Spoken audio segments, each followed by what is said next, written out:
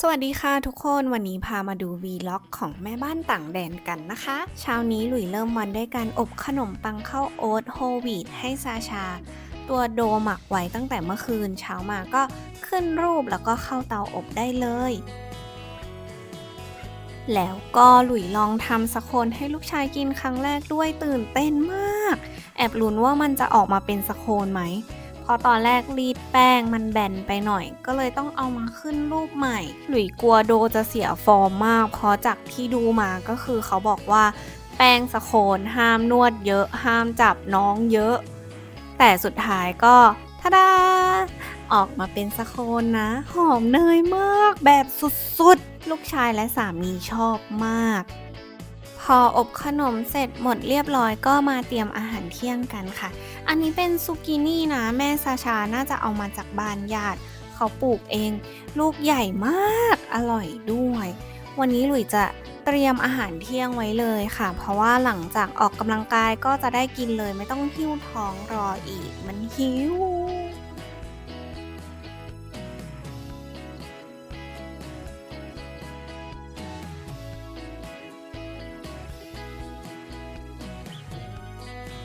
ในทุกแอคทิวิตี้ของหลุยเนี่ยจะมีลูกชายนั่งอยู่ข้างๆตลอดบางทีก็จะมาช่วยบางทีก็จะนั่งเล่นอยู่ข้างๆแล้วแต่เขา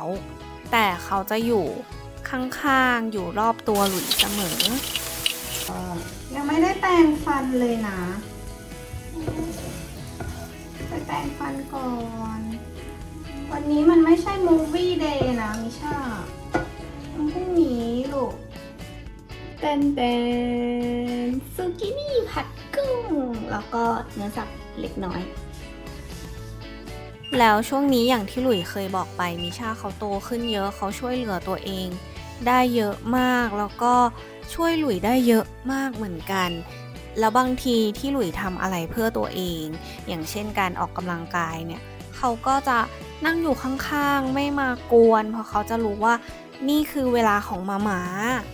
แอบอยากบอกว่าการเป็นแม่บ้านเลี้ยงลูกเนี่ยมันไม่ได้หมายความว่าเราต้องอยู่เพื่อคนอื่นอย่างเดียวนะคะอย่างการออกกำลังกายของหลุยเนี่ยก็คือเป็นการที่หลุยทำเพื่อตัวเองไม่ใช่แค่เพื่อรูปร่างแต่เพื่อจิตใจแล้วก็เพื่อเตือนตัวเองว่าถึงจะเป็นแม่ถึงจะมีครอบครัวแล้วแต่เราก็ยังมีตัวเราอยู่ตรงนี้เรายังสามารถมีพื้นที่เล็กๆให้ตัวเองได้หายใจ ได้เหนื่อยกับเรื่องของตัวเองได้ใช้ชีวิตในแบบที่ตัวเองอยากจะเป็นบ้างก็ขอส่งพลังให้แม่ๆทุกคนที่กำลังเหนื่อยล้าอยู่นะคะเราทุกคนทำดีที่สุดเสมอแล้วก็อย่าลืมลุกขึ้นมาทำอะไรเพื่อตัวเองบ้างอย่าลืมตัวเองเด็ดขาดเลยนะคะ ใครที่เป็นคาร์ดิโอสายแดนซ์นะคะลองเต้นตามคลิปนี้ดูหลุยแปะลิงก์ไว้ให้ใน description นะคือมันสนุกมากอันนี้ที่หลุยเต้นมันเป็นเพลง K-pop ยุค 2000น่ะแบบสนุกมากจอยม่วนๆ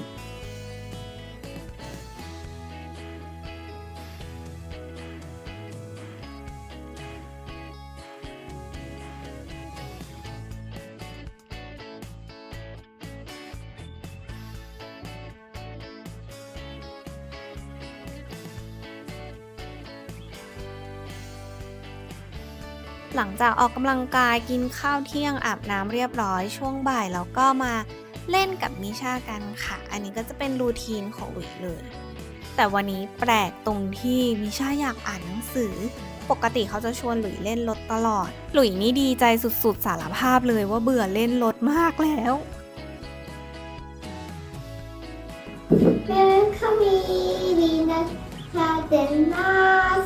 to British Saturn you are just nothing yeah I'm nothing แล้วตอนเย็นเราก็มาบ้านญาติซาชาค่ะ วันนี้เขามีจัดงานวันเกิดหลานชายครบรอบ1 ขวบ ญาติก็ช่วยกันจัดสถานที่ทำอาหารบรรยากาศอบอุ่นมากๆ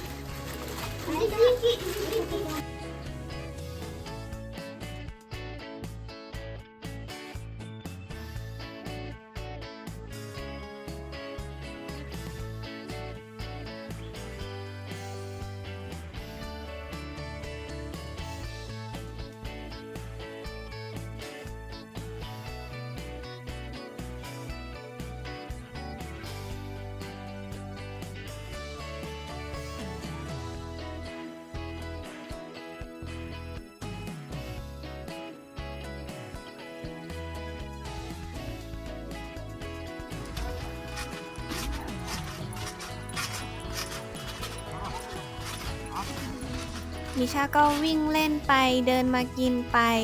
สักพักพอจัดอาหารเสร็จพร้อมก็เริ่มกินข้าวกันค่ะแล้วที่เนี่ยเขาเหมือนมีธรรมเนียมแบบว่าพอกินข้าวกันไปสักพักก็จะมีการพูดอวยพรแล้วก็โทสต์กันแล้วบางทีก็จะมีแบบขั้นรายการด้วยกิจกรรมต่างๆอย่างงานวันนี้ก็จะเป็นการร้องเพลงค่ะ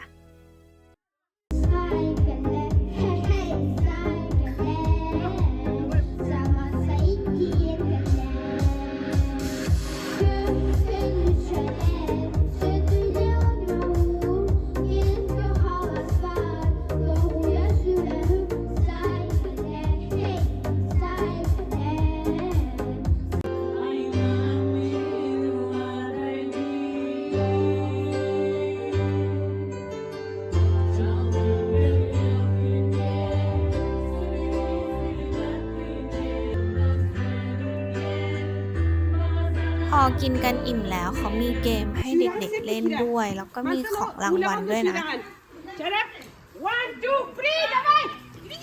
วิ่งนะวิ่งวิ่งวิ่งวิ่งวิ่งวิ่งวิ่ง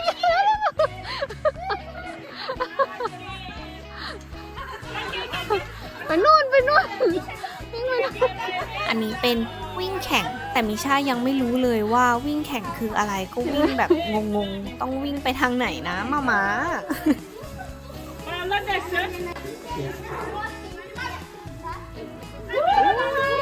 ม่ใช่ระวัง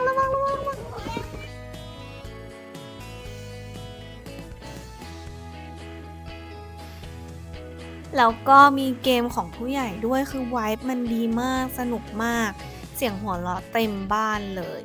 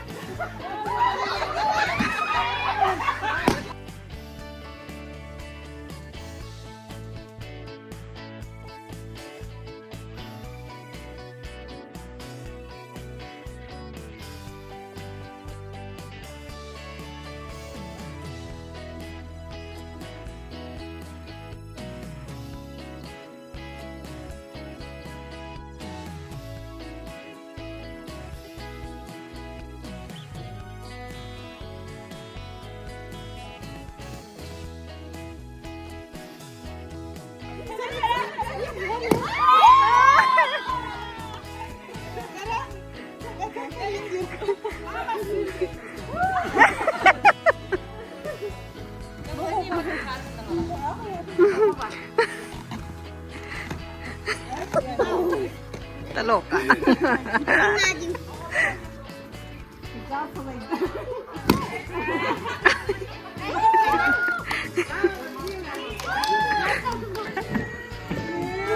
โอ้ร้องไห้